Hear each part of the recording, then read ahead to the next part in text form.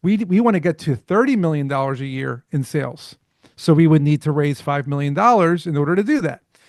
So yeah, I would say 25,000 a month in revenue for B2B is a good number. Welcome to Unstoppable Podcast with Harry Sardinas, inspiring conversations with influential millionaires, investors, thought leaders, entrepreneurs who are making a massive difference with their innovative products and services, and sharing the challenges and wisdom of how they sold their first million.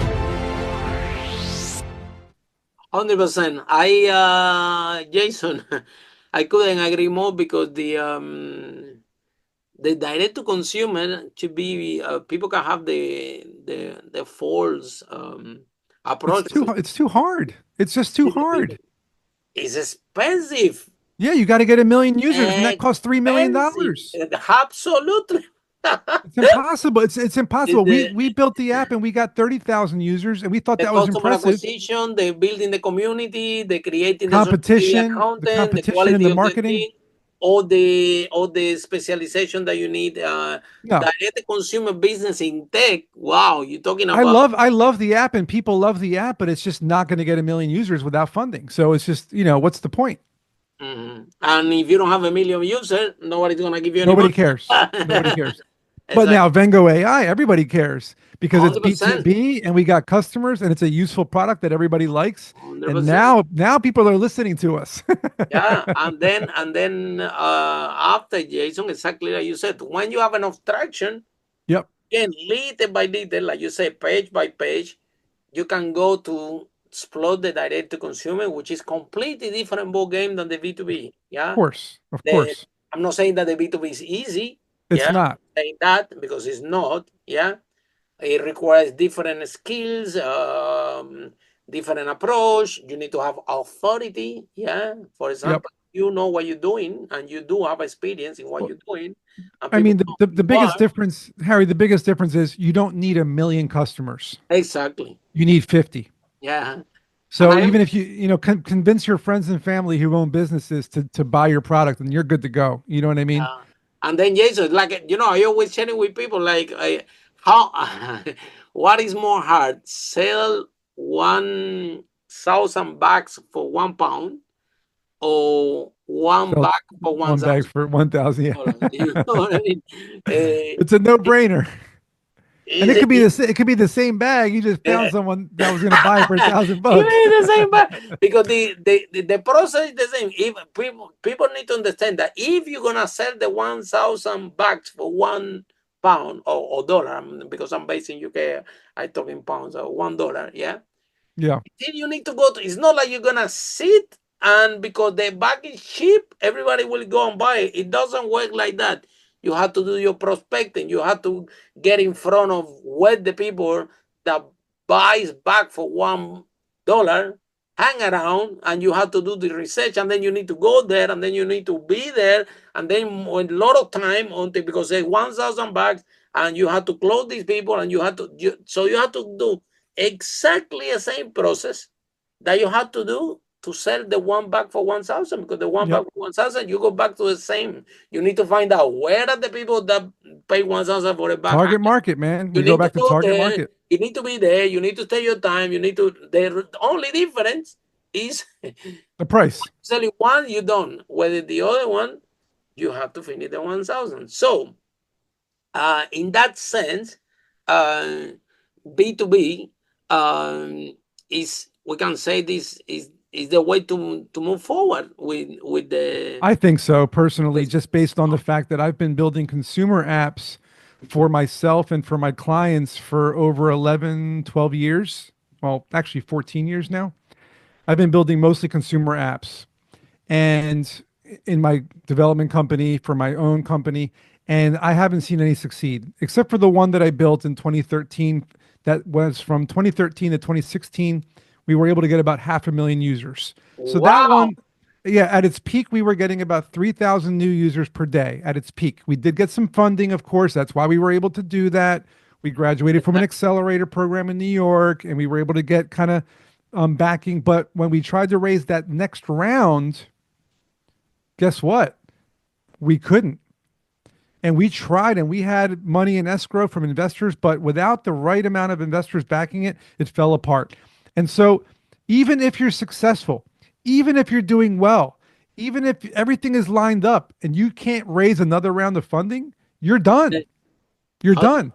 Now, with B2B, if you get 50 customers and they're paying every month and you're making 10,000 bucks a month, 20,000 bucks a you month, have your cash flow? and you're able to run your company with that money, pay for your server bill, pay for your employees, pay for your ads, and every month you grow 10, 20, 30%, you don't need investors. You're just making money and you're making 30,000 a month and 50,000 a month and eventually you're making 100,000 a month and guess what? Your company's now worth millions and you didn't take in any money. So I would always argue that B2B is better than consumer, although consumer is just more fun. Right? That's the only difference is consumer because you're dealing with people and they're using your product and you're getting lots of people, thousands of people. And it's like, oh my God, this is so exciting. But you're not making any money, but you're not making any money from them. Yeah. For the excitement, yeah. So it's, it's Yeah. Vengo AI was the clear path for us. And now that we're launched, they're really resonating with our product. Tell us a little bit more about your product, Jason. We built, so Vengo AI, what we built, it's a way for business owners to create their own AI agent that gets placed on their website so that people can have conversations, whether through voice, chat, or regular text, to get their questions answered, book meetings, buy their products or buy their services, while the owner of the business is asleep or busy working Oh, or wow. or on vacation. And It's like a it chat box. It's a chat box. it's like a chat. It's like a Autoresponder. chat box or a chat bot. But the thing is, a lot of people say, "Well, why can't I use ChatGPT?" Well, ChatGPT is a very powerful AI tool for you to have a one-on-one conversation on ChatGPT.com. But you can't put that on your website. You can't personalize it for your business. You can't customize its colors. You don't get your sales leads in a dashboard. You don't see the chat history from the customers in your dashboard. You can't get anything from it. It's just an AI. We built all sorts of different tools and put them all into one dashboard. And all you got to do is put one line of code on your website, and that's it. Your AI is live. What we did, Harry, is 20 years Wow. ago, I used to build websites. 30 years ago, I used to build websites for people. 20 Jason, years are you a ago, software developer? yeah, I've been building websites since the 90s, right? And so Wow. one day WordPress came out and Wix came out, and it made it easier for people to build websites, right? We make it easier for people to use AI for their business. 100%. I get it. And the beautiful thing about AI, Jason, is like I don't know if you remember, because English not my first language, yeah, and my mother tongue is Spanish. So Pues dímelo en español entonces. I remember that for me to write a couple of a letter. Oh my God, sometimes it's taking me like 2 days, because the English and I have to go para by para. Whether today with AI, you say, can you please write this Translate. letter? Click. Yeah, it's It's amazing. unbelievable how in terms of productivity, what an AI tool can literally do for a business and for the entrepreneur is unbelievable. If somebody is telling me that that I'm gonna have something that will write me a letter in 10 30, seconds, 30, yeah, 10 very seconds. It's crazy. comprehensive It's uh, crazy. contract, anything, I won't believe it, and somebody Coding my will tell me website, like 3 years ago. No, it was not that long ago, like 3-4 years ago. I Yeah. mean, it can generate images for my ads, which it does. It can make video scripts for my videos. It can it can help me code my website. It can come up with it helps me with Google Sheets and all sorts of crazy stuff that I previously had a lot of problems with. Now you're right. Boom, boom, boom. 80% of my time is being taken away by the AI. Now I'm free to do actual work. Productivity, exactly, is brilliant for productivity. The thing, Jason, with the AI, it's like a kid. If you teach them good things, it will Yes. learn good. But if you teach something bad to a kid, it's gonna learn bad things. The same thing Yeah. with AI, yeah. So at the end of the day, I think that what you guys have different is not only your chat box and your AI, but the database, the data that The this way is that we're training it, learning correct. is learning good things from a good data point, and it gets improved better and better and better because the database is what they Essentially, what you're saying is like a business owner, like let's say a person owns a kitchen design company and she wants to sell her kitchen designs to people. Only she knows in her mind what kind of styles and how to cater to certain customers based on their questions, right? ChatGPT has no idea because they don't know what this business owner knows.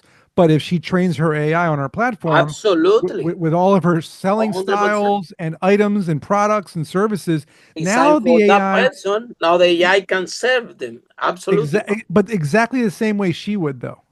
That's the difference. It's exactly the same way that she would, so that it's as if it's her. It looks like her. It sounds like her. Looks It like her. basically, yeah, because it's got her picture in her video. It's her. It's her. We make them look like the business owner. We give it the company colors, the picture of the owner. So when they're talking to this person, for all intents and purposes, they think it's her. So Jason, to help our audience, yeah, can you reveal the secrets? What are the secrets to find your first client?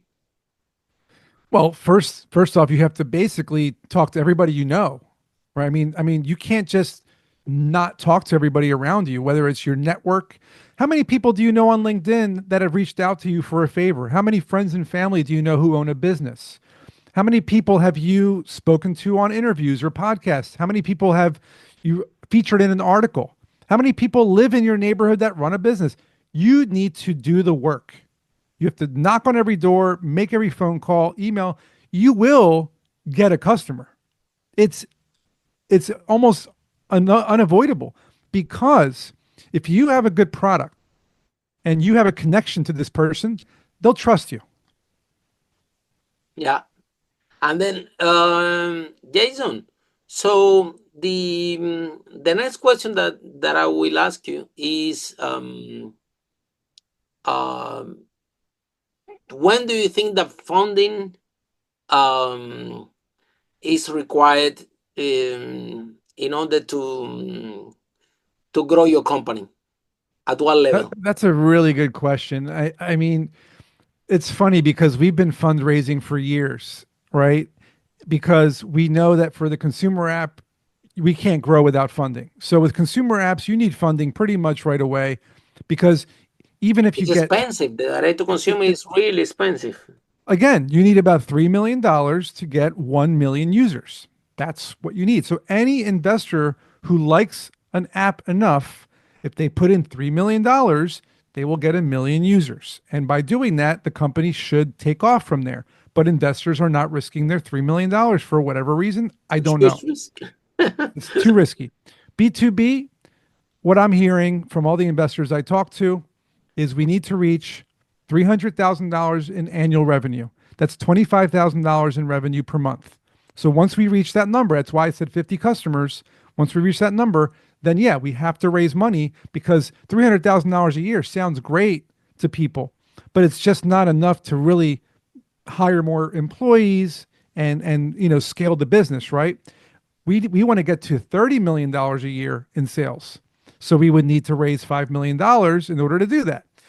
So yeah, I would say 25,000 a month in revenue for B2B is a good number. Follow us for more interviews with world's most influential, audacious entrepreneurs that overcame challenges and adversity, providing you with the blueprint of how they sold their first million so you can grow your business exponentially.